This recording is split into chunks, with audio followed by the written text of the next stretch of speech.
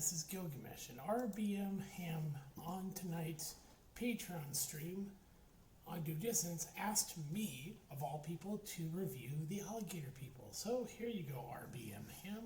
Your request will be granted. I will review, and I will also talk about the greater why I love the 1950s sci-fi films. This movie is, I love it. I love everything about it. The cast is great. You have Beverly Garland, you have Lon Chaney Jr., George McCready, Bruce Bennett, Frida Ina Court, Richard Crane, Dudley Dickerson, Douglas Kinney, Vince Townsend Jr., Hal K. Dawson, Ruby Goodwin, Boyd Stockman, you have John Frederick, and Bill Bradley. Great cast. And directed by Roy Del Ruth. It's distributed by 20th Century Fox. This was a time when filmmaking was at its early infancy of, science fiction. The idea that you could genetically alter people was, this is what science fiction is. It's the idea that you can take and experiment on people and turn them into, human and animal hybrids had never been done in films. I mean, this was science fiction back then. Nowadays, you could say, genetically, you could probably splice a human and turn a human into an alligator. But this idea that, this going on was so new. People look at the movie, they see the trailer, go, oh, this is goofy. Yeah, it's supposed to be a bit goofy.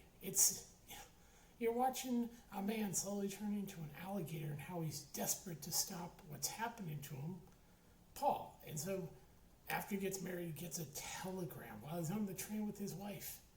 And it distressed him enough. We don't know what's in the telegram. He leaves. He gets off the train. She begs him, Paul. She then goes, ends up going home, and then she realizes how to track her husband down is to look for the school. So she eventually figures out where he possibly went, and she ends up going there, and she's waiting at this train station. It's all done per her perspective. We're like her, not knowing what's going on. And also, this is all done while she's under hypnosis, which for that time, unique. The whole movie, the story's told while the woman, Joyce Webster, is under hypnosis, telling the whole story about her husband, Paul, what made him disappear, and what's, happening. And while she's waiting there, she sees this container of cobalt-60, which is radioactive, which is true. It's like uranium. It's very toxic when you take it out of the ground. And then here comes Lon Chaney Jr., who plays Manon. Give it a lot. This is what I love about Lon Chaney Jr. He can play a guy like in The Wolf Man, go under prosthetics. But then here he can play an absolute piece of shit. And he really is quite the evil guy in the movie. He's sleazy. He clearly sees Joyce, and at one point in the movie he tries to, after he knocks, I'm not joking, he knocks her the fuck out. It's hilarious. I actually had to laugh at that because it is a bit kind of over the top when he punches her and knocks. But then it's like he starts, I'm getting a little ahead. See. And eventually Joyce, he sees her, he takes her to this place where she meets Mrs. Hawthorne. And Miss Hawthorne's wondering, she goes, I'm looking for my husband, Paul. This is, tells him how she found the place. And, of course, then Miss Hawthorne gets on the phone with Dr. Mark, and he's telling, and then they meet up, and we find out that he's doing experiments on people, turning them into alligators. It looks like we don't see their face. We see, you see an arm that looks like clearly he's going through the transformation. And he, of course, when these people gets agitated and gets knocked down, he says, you don't have to knock them out. They are human after all. Not with what you're doing to them. They're actually not quite human anymore. And we don't see the full, their faces covered up, and That's, of course, a bit goofy nowadays. You look at it and go, oh my God, that's hilarious. That looks cheesy, but that's the point. Is that these movies are supposed to be a bit cheesy. They're science fiction. This is like stuff you hadn't ever seen before. You know, that's why these type of movies back in the day, in the 50s and everything, we look at them, a lot of people look at them and go, oh my God, they're so cheesy. They're so stupid. You have to look at it from the time period. I wish I would love to be able to be in the theater, watch this movie on the big screen with these people back then in 1959. I would have loved this movie. I do love this fucking movie. Because I love the way the actors are so into their roles that at times, yeah, they seem a bit like Lon Chaney's totally into his character, Manon. And he is an asshole in the movie. And, you know, you get the over-the-top scream from Joyce at one point, several times. It's like, that's the way that women were told to act, like hysterically, like screaming over the top. It's, you know, that's what makes these movies so goddamn great. I mean, we look at modern cinema and we go, oh, you know, we don't know. We have no appreciation for a lot of people don't appreciate this type of filmmaking. The Alligator People, 1959 is when it came out. It's only an hour and 14 minutes, and it's probably one of the best paced movies, to me, I'll ever fucking see. I mean, this is like, you have a great cast, you know. Here's the actors, and then I'll show you here. This is just their names. Beverly Garland, Bruce Bennett. See, here's Beverly Garland, Joyce Webster. I'll show you her career. She's had quite the goddamn career. Then you have Bruce Bennett as Dr. Eric Lemire. He's one of the people that's there where she's talking under hypnosis.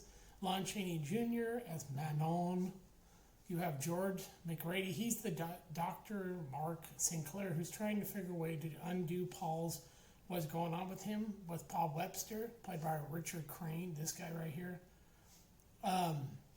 Yeah, and Frida here, she is Mrs. Hawthorne, who also is trying to help figure out who's Henry's wife. I don't know if we ever see Henry, but we get the sense that, you know, they talk about when they did this, it went tragic, and I think that's her husband, Henry, you know, Miss Hawthorne's husband. So she trusts Dr. Mark Sinclair.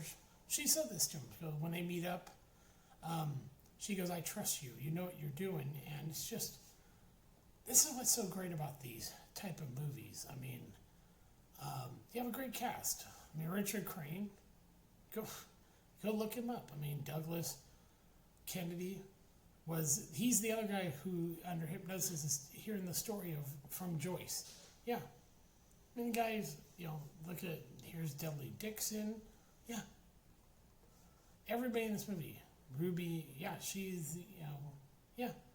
But now, I said Beverly Garland. This is her career. I was looking up her career. I was like curious. Have I seen her in anything else? I have. And that's when I realized, oh, she's had quite the goddamn career. Yeah. And the thing was, she lived a long life too. She was like, I'm trying to remember how old she was. Yeah, she was born. Yeah, she'd been married like 3 times. She was 82 when she passed away. Yeah, in 2008, right here, Los Angeles, California. But then I go, okay, what are other movies that when you look at the 50s, 1950s to the 60s, sci-fi? Okay, look at this. This is just a taste of what's here. This is, you know, we got the original Godzilla. Yeah. This is when directors in America, or even, you know, had the chance. Look at some of these movies. Tarantula. I love Tarantula.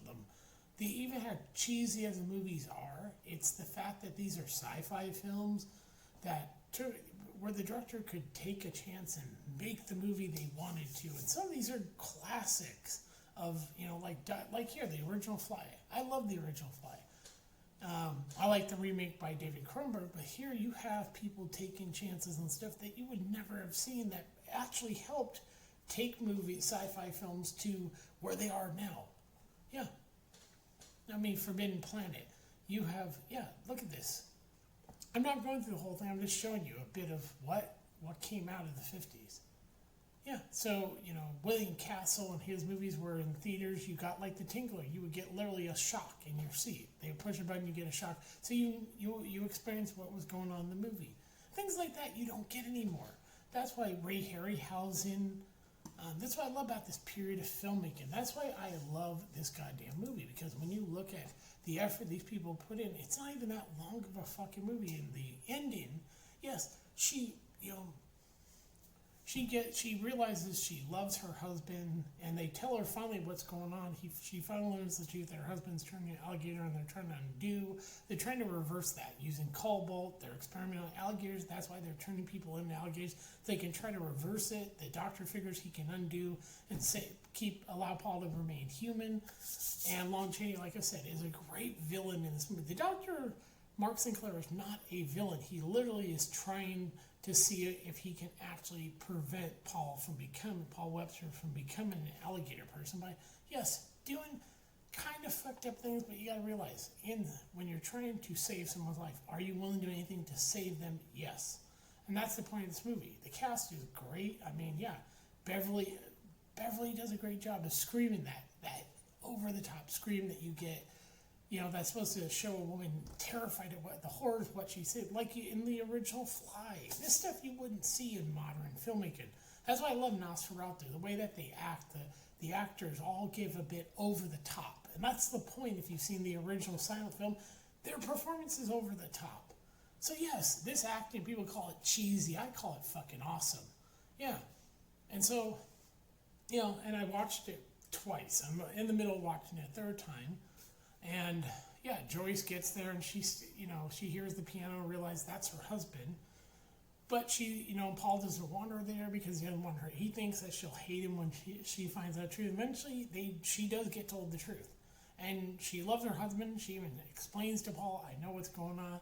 I understand what they're doing. They're trying to, and says she loves him no matter what. Yeah. And so they're trying to, reverse his condition to keep him human instead of him turning into an alligator man. And yes, the ending, yes. Okay, Lon Chaney's, because he knocks her out. He knocks out Joyce Webster, because, and then he's starting to, this is what makes Lon Chaney the villain that he is, that he starts to open up, like he's going to have his way with her, and then Paul comes in and stops him and carries her back, and that's what sets Manon off. He's pissed because he took away what he wanted, which was Joyce. He wanted to have his way with her. Literally, he wanted to rape Joyce, and Paul stopped him. Yes. And so when they realize the doctor thinks he can save Paul, stop the transformation, but he has to use the Cobalt 60 at 30 seconds. As they have him down, they're all watching, then Manon comes in, and he basically, unfortunately, he attacks everyone because he wants to kill Paul, and what unfortunately causes Paul to get too much radiation, which permanently transforms him into, yes, an alligator man. I know the title's called Alligator People, but his transformation, and yes, it looks a bit cheesy for its time. He's clearly wearing a shirt to make it look like his upper half is turned into an alligator. The mask is hokey, yes, but that's not the point. It's the fact that they give you a transformation. And then he realizes, oh shit, that's the thing that bit his hand. I think we get the sense that Paul, that the reason Paul fled when he got the tell is that he's gonna, they're telling him that unfortunately he needs to come back because his condition, he's gonna start churning. I think that's what's going on, and I think when Manon sees him in his full, I think he freaks out because he lost a hand. Yeah, he has a hook. Lon Chaney's great in the movie, and I've had the ending is cheesy. It's hokey. They show a scene where Paul's left. He looks and he realizes he's screwed. He's an alligator man, and he's in the swamp. And basically, the fight with this alligator obviously is not right. At first, you do see a real alligator, but then it's like the fight comes on, and he's clearly fighting not a real alligator. It's actually very funny. That's the thing I love about this movie, is that it's cheesy, yet it's delightfully enjoyable. It's not, you know, yeah. And the ending, it's like, yeah, he falls into what's supposed to be. After defeating the alligator, and Joyce follows him, and then he falls into what's supposed to be quicksand. This is the fastest acting quicksand. She sees him and screams, and that's that hysterical scream that, like in The Fly, where the woman over exaggerates her terror of what she's seeing, and then he suddenly goes really quick into what's supposed to be quicksand, which is like the fastest quicksand of all. The movie ends, and she's screaming, and it's like, yes, this is what makes the movie work. The actors are so committed to their performance that, yes, they give everything for it. And that's what I love about this movie, is that they weren't treating this movie as a cheesy. At the time, people were like, wow, this is an amazing film. That's another reason I love this movie. And I said, I showed you a bit of the 50s. It's like, yeah, these actors really gave everything, and you didn't get the sense that they were just hamming it up. It was part of the performance, which is what I appreciate. I love a good sci-fi 50s, sci-fi horror, sci-fi movie. This is a bit sci-fi horror because the idea of somebody turning into an alligator, or The Fly, the original Fly, is terrifying. Yes, I love these movies. And this movie is probably one of my favorite of all time. I've seen it multiple times. I like watching these classics. I think anybody who sits there and goes, oh, this movie's terrible, doesn't understand the at the time when this came out, this was something people had not seen. You would have to go to that period of time, and a lot of these actors were probably well known at the time, especially Lon Chaney Jr., and they're in this movie, and it's like, you're watching and going, oh my God, this is terrifying. The idea that you could turn people into alligator people, is a terrifying notion. It's like when we later see David Cronenberg's remake of The Fly, it's a terrifying how far they took the transformation. And think about that. Think about what they did back in the day for this movie, The Fly. And imagine remaking that and giving that all the things that David Cronenberg did with The Fly. It would be terrifying to see someone literally turning into a goddamn alligator. It would be terrifying. But then you look at it and go, yeah, that's actually a frightening idea. That's why I love this movie. The actors weren't being cheesy just to be cheesy. They were giving everything for this. That's why I said I love this period of time, because the people back then, when they're making movies like this, The Fly, The Blob, them, all these, I love these movies. I even love the worst, like the really cheesy ones. Some of them are like some of my favorites. Like, I do like this one, The Monster That Challenged the World. Yes, a lot of the stuff doesn't hold up to now, but when you look at it through the eyes of that time, you're like, holy shit, a 50-foot tall woman, oh dear God. Yeah, they even remade it. These movies are classics for the fact they came out at a time when you would never have seen this stuff. And most movies, modern movies, wouldn't exist without these movies. So yes, I appreciate what this movie did. What movies like The Giant Tarantula. I mean, look at these movies. The Day the Earth Stood Still, The Fly. Without them, you have shit for modern film. So give it to the credit for the cast of this movie, for putting everything in to give you a movie that's enjoyable. Yes, it's a bit cheesy. For the time, this was terrifying when people went to the theater and paid their and they sat down and they're watching a movie called The Alligator People. It would be terrifying to see what you're seeing going on the screen. Just imagine being a kid sitting in the theater watching this movie. Before the idea that children shouldn't see these, a kid going to see this movie and going, oh my God, that's fucking terrifying. Yeah, you wouldn't think it looked cheesy. You'd be like, oh God, that's horrifying. So yes, the idea of somebody turning into an alligator is terrifying. That's why I love the science fiction, horror, science fiction, the comedy, all of it. So yes, RBN. I highly love this fucking movie. I'm glad you recommended it. It's probably, it makes me go, yeah, I love this period of filmmaking. Because in black and white, this movie pops everything about it. You can watch it and just see the people, everything. You see things much better in black and white. I recommend, go watch the original Blade Runner in color, then turn off the color and watch it in black and white. It holds up so much better in black and white. It's like Godzilla -1, seen in black and white, it's so much better. All movies, if you can put it in black and white and watch it in black and white, and it holds up, then you know you have a great movie. That's the point. A movie like this, If it were colorized, wouldn't hold up. That's why I love black and white films. You don't need to colorize them. I hated it when they colorized a black and white classic film like Ted Turner doing that to Casablanca. They're not supposed to be in color. It's supposed to be black and white. But eventually he said, we can't watch black and white films. They're terrible. So you don't understand black and white. Yeah, the look of this film, the fact that you have this type of sci-fi, that's why I like Robert Eggers' Nosferatu. He tones down the color enough so it feels like you're not quite in color. There's times where it doesn't feel like you're watching in color, you're watching in black and white like the original. Muting colors to give you more of a black at certain points actually makes the movie pop. I'd say take any good movie. If you could take Star Wars, take out the color, watch it. If it holds, which I have done, it does hold up in black and white. Yeah, great movies always will hold up whether they're in color or black and white. This movie, if you did it right, it could work in color. But the way Ted Turner did it, he didn't really have how to do a colorized movie very well, so they didn't look very good. But take a colored movie in black and white, and if it holds up, I guarantee if you put Nosferatu, the Robert Eggers in black and white, and watch it, you love the movie in black and white. Yes, that's the whole point. These movies, when they came out, were new. This was cinema at its best. Cheesy, yes. Delicious, yes.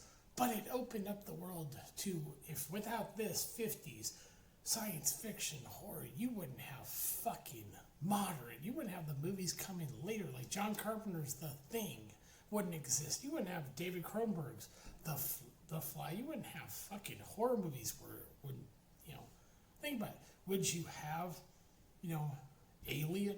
No. Would you have Star Wars? No. Would you have Star Trek? Hell no. This stuff, it made it so that you could make any type of sci-fi movie, horror, comedy. Yeah, George Lucas, he was a kid during, and he was like, probably watch these movies and go, wow, look at this. This is great. That's why his movies I love George Lucas as a filmmaker. Yes, I love his Star Wars films. I think that the fact that people didn't like the prequels and now they're suddenly coming around. Yeah, I will never like the new Star Wars. I've never liked it because it was never Star Wars. It was Disney. But this, see, I'm all over the place. But this is what filmmaking is supposed to be. Watching people give everything for a performance. Yes, I like the over-the-top woman screaming like in the original Fly. Because it's supposed to emphasize the fear, terror. It's like watching Nosferatu, watching Lily Rose Death have a seizure, and it's a bit over the top. It's supposed to be like exaggerating her movements to give the sense of fear. Nicholas Hoult, you're supposed to feel his fear. That's why he does the way he acts in the movie. That's why everything is the way. Classic cinema, you want people to sense the fear. That's why, and everything. That type of thing. Yeah, you get the exaggerated sometimes, but that's what makes this movie great. And people can say, this movie is shit. Okay, you don't like great cinema. This cheesy cinema is great cinema. Without 50s fucking sci-fi horror movies like the Alligator People, you don't have modern cinema. So you should appreciate the classic like the Alligator People. Because without a movie like this, what would you have? Nothing. The pioneers of filmmaking that took it to this level, the Alligator. Yes, it's a cheesy, lovable, beautiful black and white fucking sci-fi film at the beginning of sci-fi horror of filmmaking. Roy Del Ruth should be considered a pioneer of how to tell a good story and yank it cheesy, yes, but tell a terrifying idea of someone turning into an alligator. That is absolutely frightening. Nowadays, it wouldn't be the same. It'd probably, I don't know who could do this movie justice, make it just as good as the original, and as entertaining. Yes, so you wanted it. There you go. It's what I call pure cinema at its finest. And I would I keep doing movies like this. I'm going to do more like this. I'm going to watch, the original Fly. I love the original Fly. I love David Cronenberg. This is filmmaking at its finest. I'm a big cinema person. I love horror movies. I love all types of fucking movies. I love musicals. I love this stuff. This stuff makes me happy. I mean, I've seen some of the cheesiest movies, like the Tommy Wiseau's Room, make me laugh my ass off. I like a good sci-fi movie. I love Rocky Horror Picture Show because it reminds you of that period of time of some of the great sci-fi horror movies, like the Alligator People. So, people say I have shit takes. I will give you my personal take. This is probably an 8 of one of the, as far as old 50s sci-fi horror, it's about an 8. It's nearly perfect. It's exactly what sci-fi horror is supposed to be. Yes, it's supposed to be cheesy. It's supposed to be delicious. It's what made Richard O'Brien write Rocky Horror Picture Show. It's that cinema. It made George Lucas want to become a filmmaker. This stuff, the serials that were in theaters when George Lucas was a kid, that's the fucking cinema I love.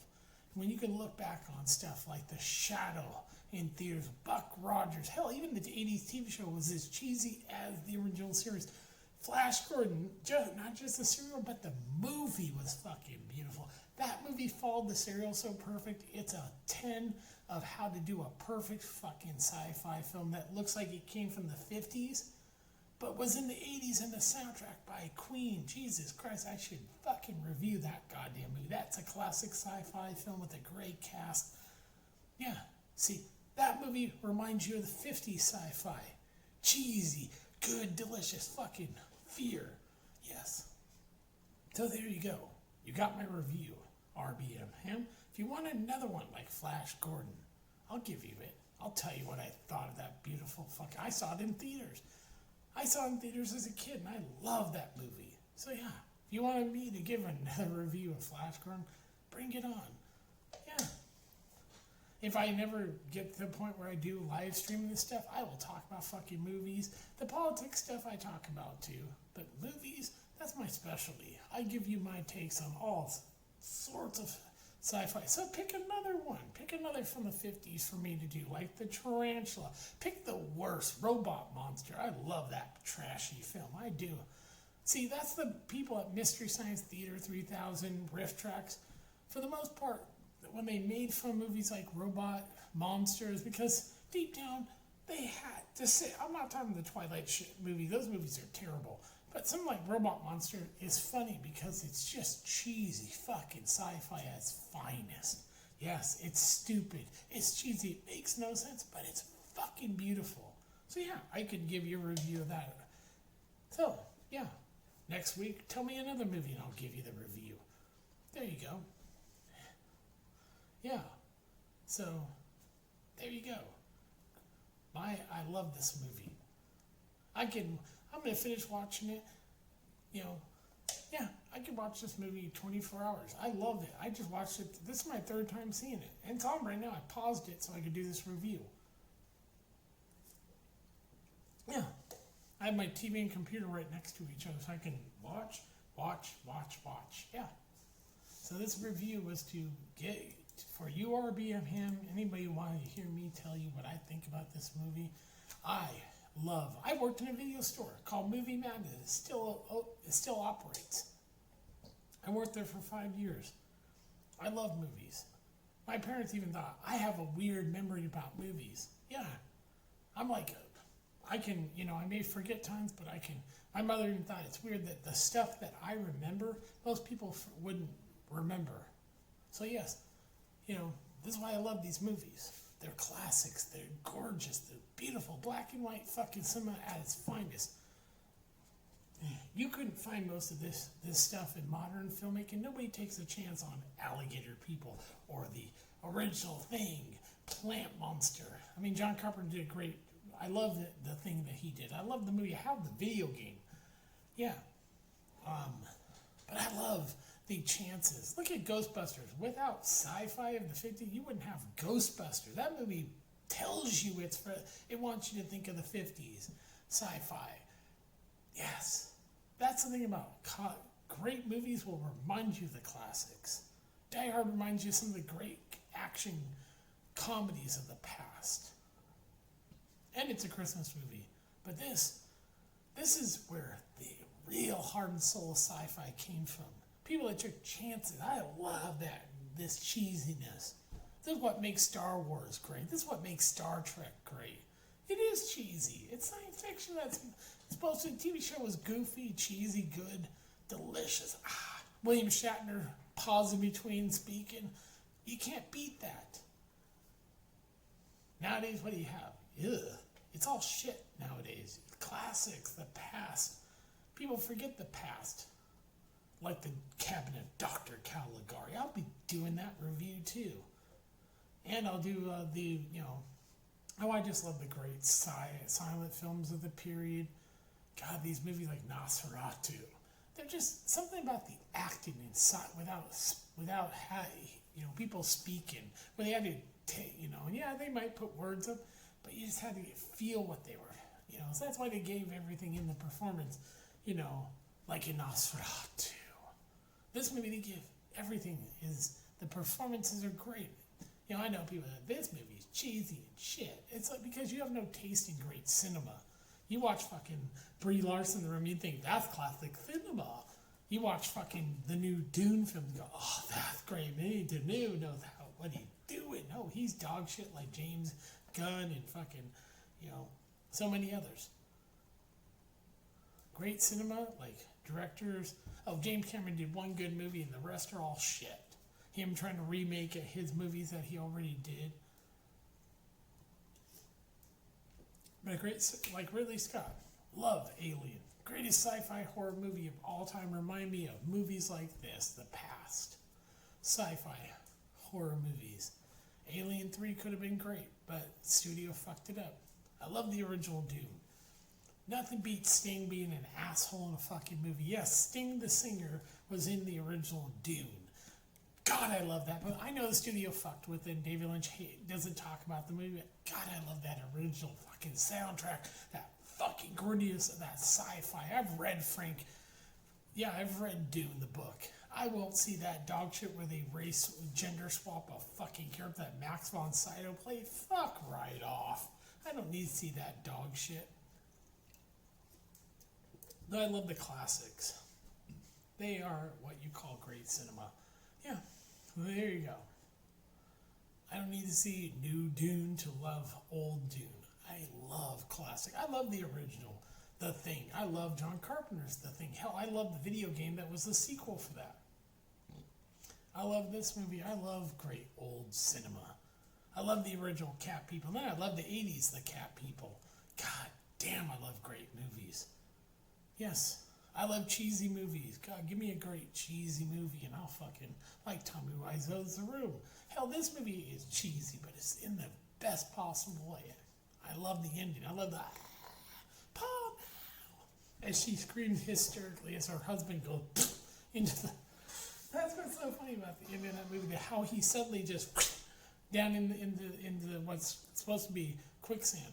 That's the quickest descent into quicksand I've ever seen in a movie.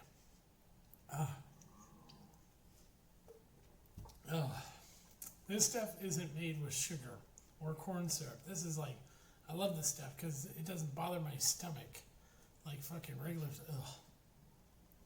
But yeah. So yes, you have a great cast of actors. You have a great movie. It makes me just go, yes, I want to watch more of this stuff. Ugh.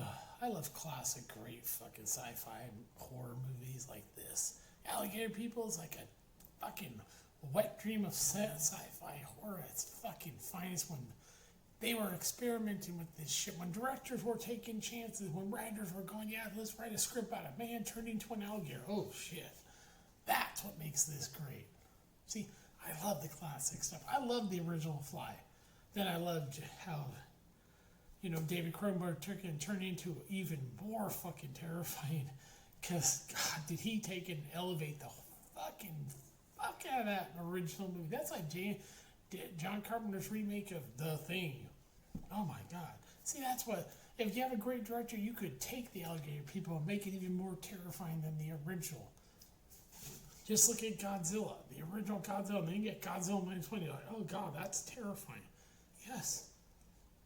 That's what's great about it. Great sci-fi, all sci-fi movies. movies. If they're great and you can remake them more like a sci-fi horror movie, make it more terrifying, then people go, oh shit. I'd love to see a great director take the Alligator People, elevate this shit.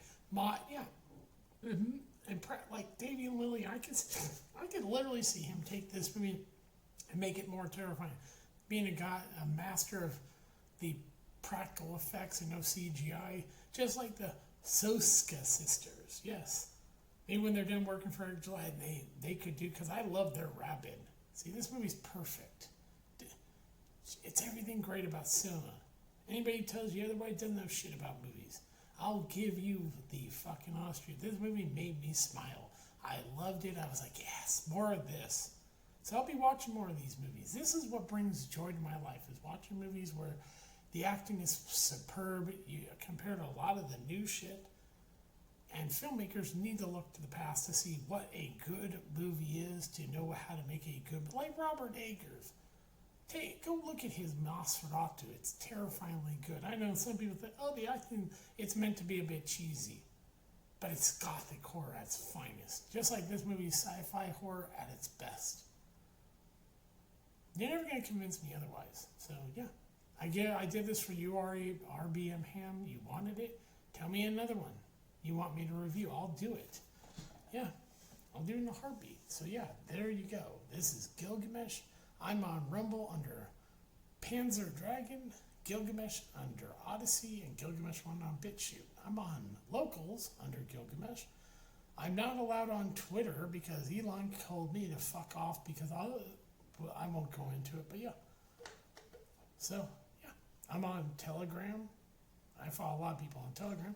So yeah, I'll do movie reviews. I'll talk about other stuff. I'll eventually figure out how to get the whole live stream, and I'll do things like movie reviews. Hell, I would love to bring people like RBM Ham and have a discussion about this. Bring on Due Dissonance and talk about movies like this.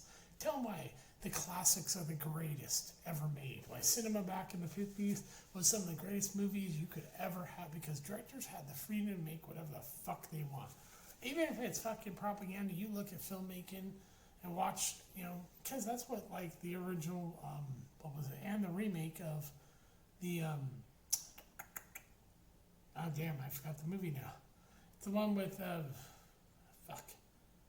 the one where people are the Pod People movie. Invasion of the Body Snatchers, with propaganda about the communist Russia. Yeah. So was the 70s. They were both about communism was taking over America. Oh, stop. It was fucking... I love cheesy sci-fi horror movies. This movie stands head and shoulders above a lot of fucking modern shit. It entertains you. I was never bored. It's only an hour and fucking, 15 minutes long? Yeah, it's an hour, 15 minutes, and 56 seconds. Because it's on YouTube. You watch it for free. This movie's awesome. So, yeah. This is Gilgamesh. I will talk to you later. Bye.